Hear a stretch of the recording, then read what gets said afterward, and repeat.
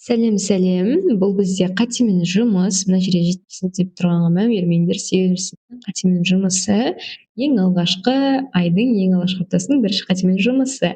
Яғни бұл үй жұмысын сендер дүйсенбі күнінен сәрсенбі күніне дейін жасау керек едіңдер. Осының талдауы. Егер дұрыс есептерің дұрыс болған болса, жай ғана өткізіп жіберіп, қате болған есептерін тексеріп, дәптерлеріңе жазып тапсырыңдар, иә? Бастайық. Диффузия дегеніміз не? Дененің бір қалыпты қозғалысы жоқ. Ол бізде механикалық қозғалыс болады. Бір зат молекулаларының екінші зат молекулаларының арасына өздігінен енуі, яғни олардың араласып кетуі. Дұрыс жауабы осы болады. Дұрыс жауап Б екен. Келесі. Диффузия қай ортада ең жылдам жүреді? Қатты денелерде, сұйықтарда, газдарда, барлық ортада бірдей. Енді айтып тұр, қараңдар. Бір зат молекулаларының екінші зат молекулаларының арасына өздігінен енуі.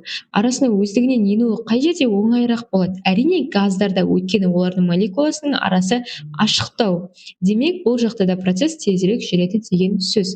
Газдардан кейін сұйықтарда, одан кейін барып қана қатты денелерде екен. Температура артқанда молекулалардың қозғалысы қалай өзгереді? Әрине, ол жылдамдайды. Біз бұны 7-ші сыныптан бері білеміз. Келесі, көлемі 4 метр куб ауада шамамен қанша молекула болады? 1 метр куб ауада шамамен 2,4 көбейтілген 10-25 дәрежесіндегі молекула бар болса, бірді жай ғана 2-ге көбейте саламыз, яғни ол 2-де 4 көбейтілген 2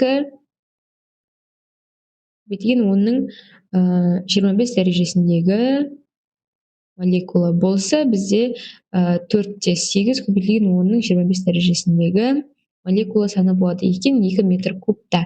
Бір онды қозғалыстың себебі неде? Әрине, сұйық пен газ молекулаларының үздіксіз реттес қозғалысында екен. Жауап С болады. Сендерге түсінікті болды деген ойдамын. Міне қатемен жұмыстар осындай өте тез, өте оңай болады. Түсінікті болса бір плюс қойып жіберіңдер. Ал егер түсініксіз болса минус қойып практикалық сабақты сұрасаңдар болады. Ал келесі сабақта көріскенше сау болыңдар.